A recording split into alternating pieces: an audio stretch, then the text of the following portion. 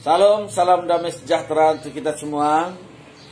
Selamat berjumpa kembali bersama dengan kami dalam channel Kasih yang Memulihkan.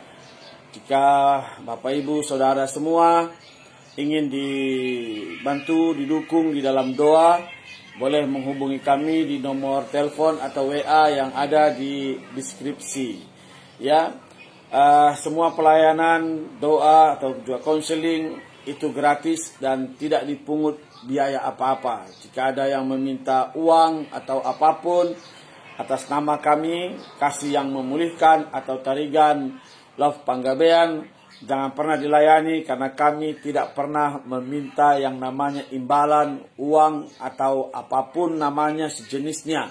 Ya, kalau ada yang tergerak ingin memberi, ya silakan. Saudaraku dikasih Tuhan, tapi kami tidak pernah meminta saudaraku dikasih Tuhan.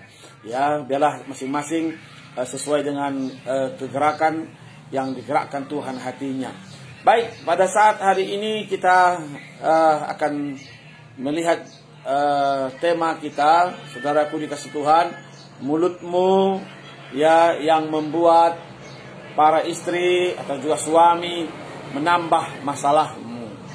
Ya, seringkali kita melihat bahwa banyak sekali orang berbicara itu tidak pakai rem, tidak disaring dulu.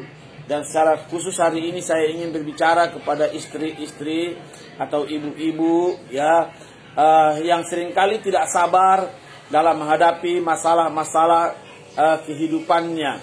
Ya, sehingga masalah sudah banyak ditambah lagi masalah dengan mulutnya. Apa itu dengan mulutnya? Seringkali mulutnya tajam bagaikan silet yang melukai. Ya, tajam bagaikan silet yang melukai. Seringkali mungkin kita tidak sadar atau kaum ibu tidak sadar bahwa perkataan-perkataannya itu membuat masalahnya tambah berat. Contoh kecil yang mungkin kita hadapi ya atau ibu-ibu hadapi di dalam rumah tangga. Mungkin suamimu tidak seperti yang kau harapkan. Mungkin suamimu tidak seperti yang diinginkan. Tetapi kalau sudah dipersatukan Tuhan, terimalah itu dan jangan pernah berpisah atau bercerai. Karena itu tidak sesuai dengan iman Kristen. Satu contoh kecil saya katakan tadi, saudaraku dikasih Tuhan, ya perkataan ini. Ya, perkataan ini menambah masalahmu. Misalkan suamimu itu tukang mabuk, ya, tukang minum-minum keras. Lalu dia pulang ke rumah dengan setengah mabuk ataupun sudah mabuk di bawah pengaruh daripada minuman keras. Lalu kau menyambutnya dengan caci maki, marah-marah, ya, itu menambah persoalanmu. Maka sering sekali terjadi yang namanya seperti kekerasan dalam rumah tangga atau ditampar, pak. Ya, sebetulnya dia tidak mau menampar, tetapi karena mulutmu yang tajam, engkau menerima tamparan. Itu hanya contoh kecil.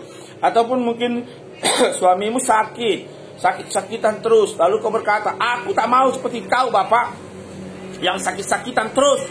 Ya, itu menambah masalahmu karena engkau melukai hati suamimu yang dalam keadaan sakit, sehingga timbul lagi masalah baru.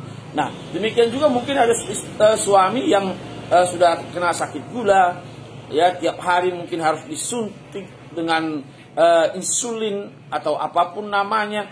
Lalu kau berkata, aku tak mau sepertimu, aku tak mau sepertimu, ya, sehingga itu melukai hatinya dan menambah persoalanmu, menambah masalahmu.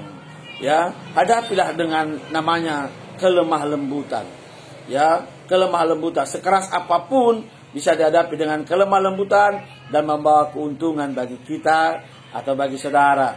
Ya, dalam firman Tuhan kita buka dalam Matius 5 ayat yang kelima berkata demikian. Berbahagialah orang yang lemah lembut karena mereka akan memiliki bumi. Saya baca sekali lagi. Mari, berbahagialah orang yang lemah lembut karena mereka akan memiliki bumi. Jadi saudara, ya mari lemah lembutlah. Hadapi suami dengan lemah lembut. Sehingga engkau dapat menjinakkan hati suamimu. Engkau dapat merebut hati suamimu. Lihatlah, belajar daripada pedagang-pedagang di pasar sana. Bagaimana mereka sangat lemah lembut menyambut kita. Ya, bagaimana mereka sangat lemah lembut menyambut para pengunjung atau calon-calon pembeli. Lihatlah bagaimana para warung-warung kopi, rumah-rumah makan, begitu sangat lemah lembut sekali menyambut. Mari Bapak, mari Ibu, mau makan, makan apa, minum apa. Kalau ibu-ibu sering kasar di rumah, tidak lemah lembut, kira-kira suami kalau pulang kerja, maka ia kira-kira memilih pulang ke rumahnya bersama dengan istrinya atau ke tempat yang lain. Kalau mulut ibu-ibu ini tidak bisa dikendalikan, maka saya dapat pastikan suamimu tidak akan pulang ke rumahmu, tapi akan ke tempat yang lain. Ya, hati-hati dan tetap waspada. Mari belajarlah lemah lembut sehingga kita dapat menguasai, atau dikatakan dalam Matius 5 ayat yang kelima tadi, kita bisa memiliki bumi.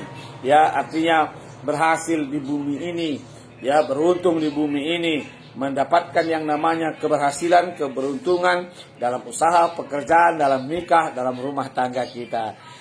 Sekian sampai di sini. Tuhan Yesus memberkati. Salam.